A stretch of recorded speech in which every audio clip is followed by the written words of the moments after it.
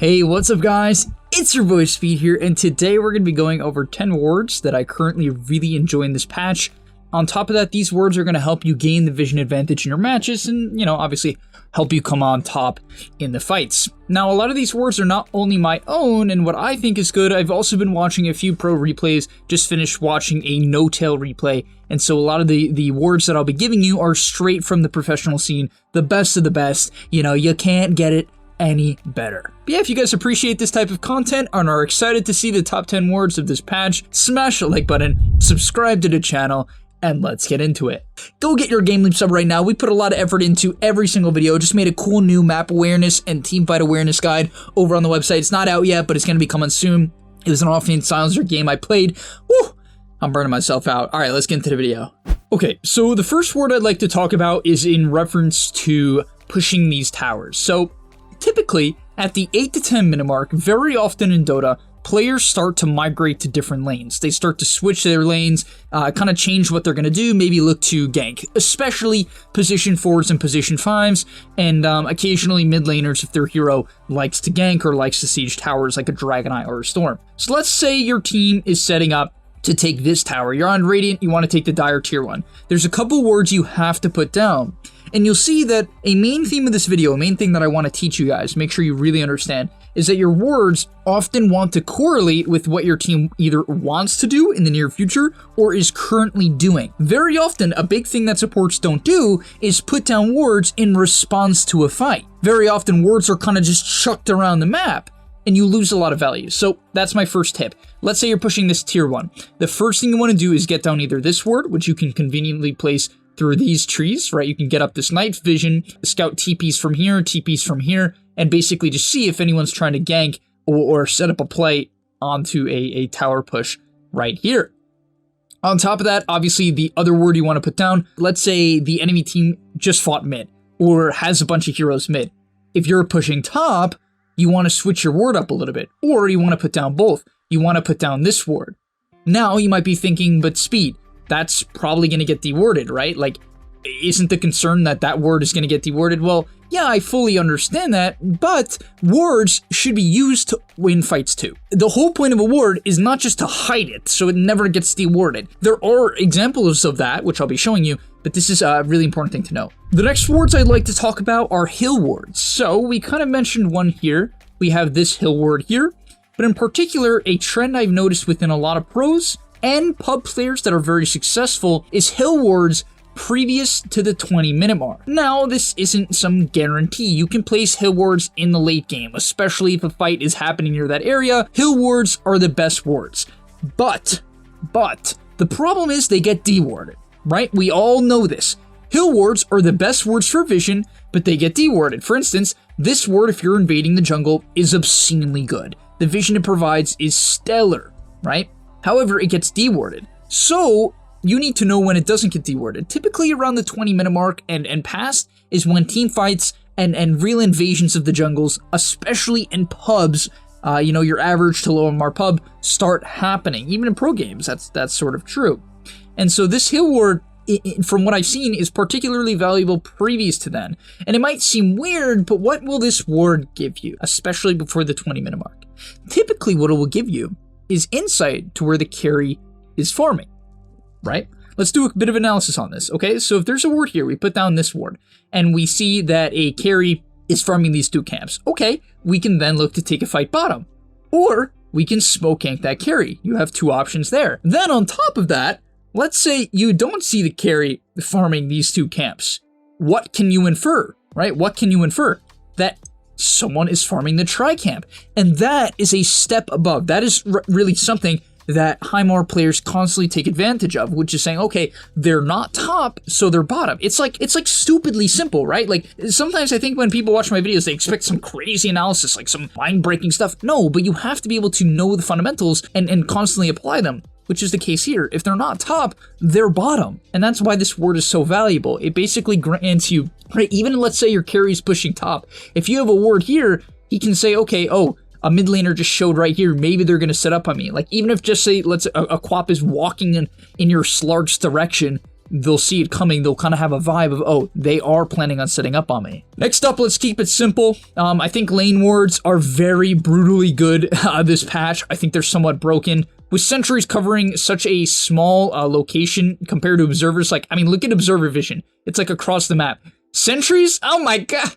Dude, sentries are so bad. Like, they're good in cost and they replenish really quickly, but they don't cover a large area. So let's say someone wanted to scout this hill ward, but they also want to check for like a lane ward. They get put in a really weird spot, because if they want to check for a lane ward, they got to put their sentry in the lane, which is pretty awkward, and most people never do that. They always put their sentry like here, right, where it clips the hill and gets some of the lane. But if your ward is here, it's gonna miss almost every single time. Another example of that is when people are dewarding this hill, for instance, this sentry is very, very common, right? People will often put the sentry about here. Now, of course, it varies, and that is why I'll get into my next ward, right? As you know, lane wards, really, guys, they're just good. I'll be honest, you know, just put them down. Like, a ward here is really good. A ward here, really good. They just give you so much vision and almost never get dewarded.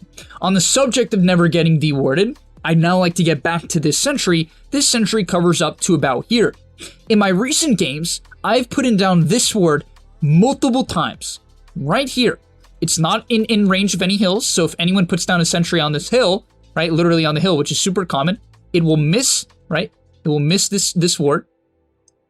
And so you want to put your observer kind of like in line with this tree. This one's actually a little bit too far up. You want to put it in about line with this tree.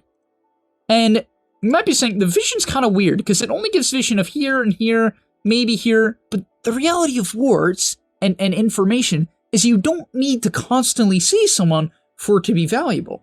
The better and better you get at the game, the more you'll realize a second of vision is often just as valuable as 10 seconds of vision, or, you know, close. I'm not saying it's the literal same, you know, seeing someone for 10 seconds is great, but you get the point, right? And so I've been putting down this word. This is a personal one of mine that I'm exposing, I guess, now, so I hope I don't play 5 in pubs, but you get the point, right? This word, it never gets dewarded. Next up, let's talk about Roshan. I'll be just giving the general idea of Roshan. I think a lot of you guys know that wording Roshan is crucial. If you don't have that ingrained into your head, every time anything might happen around Roshan, even might, let's say the enemy team has a TA, you should have a Rosh ward around minute 15 just to scout if anything is happening around there. Yeah, they might smoke in, but a lot of the time people don't, and then if they do and you catch it, right, you figure out, maybe you scan it out, you have a ward already set up, and you can be ready to take a fight. So just for some easy Roshan wards, very simple, these mid hills are great, right? The mid hills right here, you know, depending on whatever side you're on. Super good, super clean, they get the job done for the fight. However, these wards, if you're trying to sneak wards, aren't too good, right? These are the wards I would put down if the fight is basically already happening. But if the fight isn't already happening, let's say it's going on right now, mid-Rosh fight or about to happen, I think like just a casual lane ward like this, super nice. However, sentries do often get put down around the pit, so you have to be careful. Like, supports will often put down a sentry here, so this one might get dewarded. Therefore, one maybe a little bit deeper, right? I've seen wards here, right? A little bit deeper. And the final one I'd like to say is this hill over here and this hill over here are actually very valuable for Roshan right now. I watched a game with No Tail, as I was talking about. His team was taking a Rosh fight. They were on Dyers, so they had to kite up this hill. And basically what they were doing is they were constantly trying to bait the enemy team into their vision if possible. And they were Roshing, then they would back to here, and he put down this ward, and you could put it from the low ground, right? And so you can sort of just like chill here as a support, play around the vision, and basically hide, right, in this mini tree line. It's super nice. And that's great. On top of that, on Radiant, you sort of have the same thing. By the way, these wards obviously good on the offensive as well. If you're on Radiant, this ward is good too. But this one, another one, you can place it from the low ground. Your team can kind of just vibe right here. If you got Blink Daggers and initiating heroes like Storm and Embers, you can kind of just sit on this low ground as you wait for the enemy team to come contest you and then get a clean jump right here. The next ward I'd like to talk about is another one I saw from No Tail. In his game, his tier 1 was taken. And basically what he did is he put down a ward that essentially acted as the tier 1. Now, obviously, wards don't give you everything a tier 1 tower will give, so I'm not saying to let your mid-tier 1s fall and replace it with ward, but if your mid-tier 1 does fall, he literally put down a ward right here. It was nighttime, so this ward is particularly valuable in the nighttime. It doesn't get dewarded as easily because the sentries that often come out are like Middle River, right? River sentries, not always, of course it can get dewarded, obviously someone might just put one down right here, but it acts as the tier 1 tower. So very often in the nighttime, what players do, especially if they've already taken your tier 1, is they'll kind of like linger around areas like this and look for pickoffs, right? Because the reason why that makes sense is they want to try to pick off someone at this camp, or who's farming this camp, or who might push in the mid wave. And often in the night, if you take the mid tier 1 tower, you kind of feel like you have control of this area. Because in this case, Dire would have no mid vision in the nighttime. And so it's really nice if you are playing on the defensive, you just lost your tier 1 tower, to put down a ward that essentially acts as that tier 1 tower, especially if your team is on the defensive. So let's say your team is an Alk, a PA, a TB, it's some like grief pub. This ward is even better, right? Because no one's going to defend the tier 1 tower. It's going to fall. And then the game is basically going to be playing like, how long can we stall? How much can we jungle without dying? And a mid ward, similar to the reason why you want to keep your mid tower alive, or one of the reasons, is because of the vision. Another one that I've seen that's super common is a Radiant ward. It was funny, even in the No-Tail game that I watched, he actually dewarded this ward in the middle of the game. So it's definitely getting more common within pros, but I'd like to make sure that you guys know this professional ward as well. So what they do at the start of the game, they call their carryover or anyone with a quelling blade, and they say, hey, come cut these trees. And if you cut these trees in the right way, and then you put down a ward on this hill, you can actually not block the camp, right? So you can put it down right here. It doesn't block the camp, and it gives this really crazy vision. It gives you rune vision, and it gives you the ability to scout position for rotations. Think about it. If you cut these trees, also you don't even have to cut the trees. This kind of just gives you the ability to see through here as well, which is kind of nice. However, it does sort of expose the ward.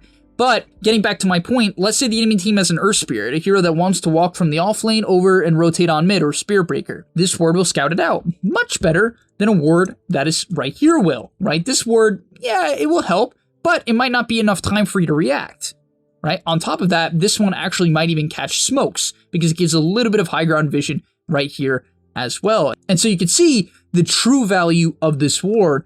Rune Vision, really good at scouting position for rotation, so I'm seeing this ward come out not only in the mid game, but also right at the start of the game. Next up, and finally, is my favorite ward of the entire game, and this is the behind the mid tier 1 ward. So, as I talk about all the time, a large percentage of Dota games revolve around the mid tower. Why? Because people can easily show up to the fights, because it's in the middle of the map.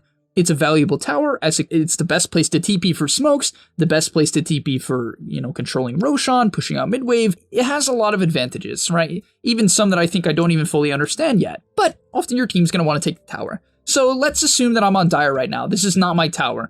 What I'll do in a lot of my games is simply walk over here into this tree line and get down a ward here. You can easily sneak out the back, and you can obviously do the same on the enemy side of the map. All you have to do is make sure you're paying attention to where the enemy creep wave is. You put down this steep ward here, it gives you really nice rotation, scouts out the small camp, which is a camp that people farm all the time right before defending their mid tier 1 tower, and it kind of just snowballs into kills, right? Because often what your team wants to do when you're trying to take mid is smoke behind it, or at least just look for a kill. Because if you dive mid tier 1 and you don't instantly get a kill, often it kind of turns into a disaster. And so these wards are super crucial. If you know your team wants to play for the mid tier 1 tower, you have heroes that want to do that, DKs, TAs, Prophets, or you just think you're going to wrap on mid, this ward is obscenely good. And so yeah, that's going to be all for today's video. I hope you guys enjoyed and learned a lot about these new wards. I know this was like a lot of information and a lot of it's niche, so to simplify all of the information at the end of this video, whatever you think, like the biggest thing that you want to do, the biggest thing, which I even think I didn't stress enough in the main portion of this video, but let's say, just to really summarize the video, this is a great point. Let's say your team is about to fight in this triangle, and you're playing Nature's Prophet. You could be playing any support, and you're here. The first thing you should do if a fight is happening is, put down a ward. Before you cast any spells, unless someone literally needs to be Oracle ulted, the first thing you should do is put down a ward. Every single fight, every single fight. If you have an observer ward and there is a team fight happening and you don't put it down, you are griefing your biggest advantage you can have, or the best thing you can do as a support. And I really mean that. Go watch some pro supports, go watch them take a team fight. If they have a ward that they can put down in any sort of location happening around a team fight while the team fight is happening, they will do it. They will do it because vision is almost everything in team fights. I obviously, assuming you cannot change the net worth, you can't change what items everyone has built and skills they've taken in the hero matchups, the best thing you can do in the moment is put down a ward so you can see things happening. Maybe it causes you to be able to cold snap a Magnus who's about to RP, or get a silence off onto a Tidehunter who's about to blink in, or, just anything like that. It all makes the difference. Vision is huge. Thank you guys so much for watching. And if you want more videos like this, let me know. Been trying out some support content on the channel as of late. Hope you guys are appreciating and enjoying it, and I'll see you in the next one. Peace. And that's all, but remember, before you leave, before you tune out, subscribe to the GameLeap website, where we are going to help you get to the next rank. If you're stuck, click the link down below, and I'm out. Peace.